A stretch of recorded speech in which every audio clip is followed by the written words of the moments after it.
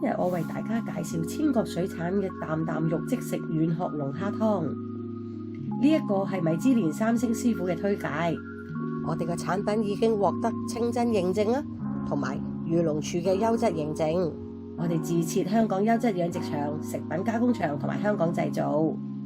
我哋千國水產養殖嘅龍蝦，同時亦都獲得世界自然基金會 WWF 嘅可持續發展環保海鮮認證。反轉盒背呢度有我哋嘅4個 QR code、營養標籤、材料嘅成分同埋產品嘅說明。打開個盒，入邊有一包食品級嘅耐高溫膠袋，裝住我哋嘅啖啖肉軟殼龍蝦湯。